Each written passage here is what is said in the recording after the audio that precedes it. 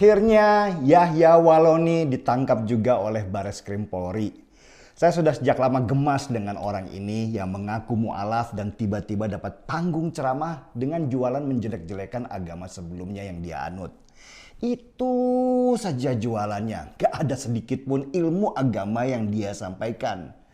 Jangankan tentang fikih, bahkan saya yakin bacaan Arab ketika menafsirkan kitab pun saya rasa dia gak fasih. Padahal salah pengucapan bisa jadi sudah jauh sekali beda artinya. Dan untuk mempelajari hal-hal seperti itu perlu mondok bertahun-tahun lamanya sehingga dia paham apa yang dimaksudkan di dalam kitab suci. Untuk mencapai level penceramah itu mirip seperti menjadi dosen di sebuah universitas. Nggak cukuplah level S1 saja, tetapi minimal S2. Ini si Walloni sekolah dasar aja kayaknya nggak tamat. Sudah ambil panggung dan mic lalu bergaya penceramah. Akhirnya yang dia ceritain di depan jamaah ceritanya tentang nabrak anjing mati lah. Agama dulu begini begitulah. Sedikit pun nggak ada nilai-nilainya. Miriplah sama almarhum Maher yang nama aslinya Sony itu. Atau Sugi Nur. Mantan tukang jual obat di pasar yang mendadak menjadi Gus itu. Mereka sama-sama nggak punya dasar ilmu agama yang benar, cuma belajar sedikit-sedikit di permukaan.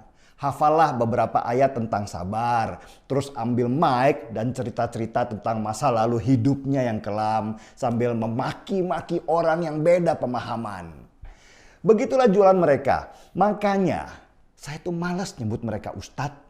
Saya biasa menyebut mereka itu tukang obat karena mereka hanya mengenal agama sebagai sebuah produk untuk jualan, bukan melihat agama sebagai sebuah nilai, sebagai pedoman supaya orang tidak tersesat.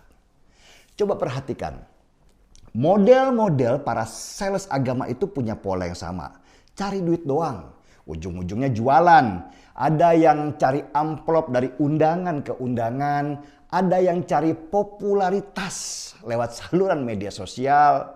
Ada juga yang akhirnya ngumpulin jemaah banyak. Terus dijadikan reseller madu yang dia jual. Jamaah buat orang-orang seperti Walloni dan Sugi itu hanya dilihat sebagai nilai ekonomi. Kalau jamaahnya ada yang cantik, ya dikawini. Itu aja.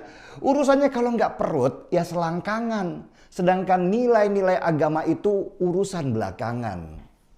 Dan model yang sama kita lihat dari si Muhammad Kece. Saya awalnya nggak tahu siapa sih Muhammad Kece ini. Sesudah banyak orang ribut karena dinilai dia menghina agama.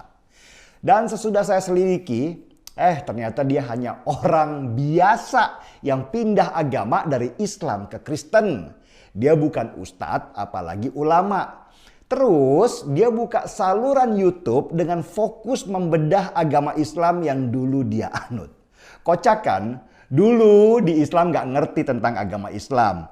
Sekarang pindah agama jadi orang yang seolah-olah mengerti tentang Islam. Saya curiga, ini pasti ada faktor duitnya juga nih. Hei, benar aja.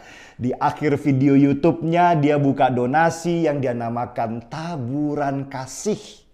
Orang diminta untuk transfer taburan kasih itu dalam bentuk rupiah ke rekening BCA-nya.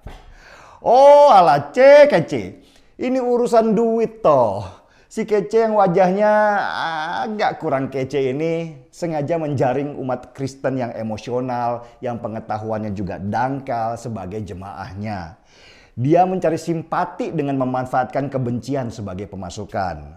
Dan baru saya tahu nama aslinya Muhammad Kosman. Dan itu tertera di rekening BCA yang dia sebarkan. Menjaring para penghina agama ini memang gampang-gampang susah. Gampang karena buktinya jelas tertera. Dan susah karena ini menyangkut keyakinan. Keyakinan setiap orang itu berbeda. Ada ya yang yakin kalau bumi itu datar. Dan banyak juga yang enggak. Kalau seseorang kemudian menjelek-jelekan bumi datar, itu bisa jadi penghinaan dan bisa juga bukan. Lah wong itu semua dari sudut pandang seseorang. Ada yang menilai keyakinan bumi datar itu jelek. Tetapi karena terus dijelekan, akhirnya yang meyakini bumi datar menganggap itu sebagai penghinaan. Dan disinilah yang menjadi masalah besar. Masalah ini kemudian berimbas ke penegak hukum, yaitu polisi. Polisi bisa saja menangkap si A, misalnya atas dasar penistaan agama. Tetapi masalahnya sesudah dia ditangkap, pengacaranya membela bahwa ini nggak bisa dipidana karena berhubungan dengan keyakinan seseorang. Terus polisi mau bilang apa? Kalau sudah bicara masalah keyakinan itu memang bias. Kalau biasa begini, polisi susah meneruskannya ke pengadilan karena pasti ditolak. Dan kalau ditolak, selain kerjaan polisi menjadi sia-sia, juga dampak sosialnya itu besar. Bisa jadi keributan antara dua kelompok yang punya keyakinan berbeda. Coba, bagaimana mengukur kebenaran ketika yang satu melihat angka 6 sebagai 6 dan satunya lagi melihat angka 6 sebagai angka 9 ketika mereka berdua ada di dua sudut pandang yang berbeda. Karena itulah untuk masalah penghinaan agama ini dipakai model delik aduan. Yang merasa agamanya dihina, silahkan lapor. Nanti polisi akan melakukan proses pencarian bukti. Benarkah telah terjadi penghinaan? Tolak ukur lain adalah potensi kerusuhan. Apakah penghinaan itu bisa menimbulkan ketegangan dan kerusuhan antara yang beda keyakinan? Kalau ada potensi itu, polisi pasti bertindak cepat mencegah kerusuhan besar. Salah satu caranya adalah dengan menangkap si penghina. Karena itu, kalau permasalahan ini berbentuk penghinaan agama, polisi biasanya agak gamang. Tetapi karena ada undang-undangnya dan polisi adalah pelaksana undang-undang, maka itu semua harus dilakukan. Itulah kenapa kalau berhubungan dengan masalah agama, persoalan menjadi kompleks buat polisi. Soalnya kalau nggak ditangani dengan hati-hati, bisa terjadi gesekan yang dimanfaatkan oleh politisi untuk membakar negeri. Dan tambah lagi, banyak sekali teriakan dari masing-masing agama yang tidak puas dengan apa yang dilakukan oleh polisi. Ya, namanya keyakinan. Pasti di masing-masing pihak selalu ada yang militan. Mereka yang selalu merasa teraniaya dan terpinggirkan. Ini yang selalu menambah keributan. Gak semua pihak bisa disenangkan. Semua orang bicara keras dan ingin keinginannya cepat untuk diwujudkan.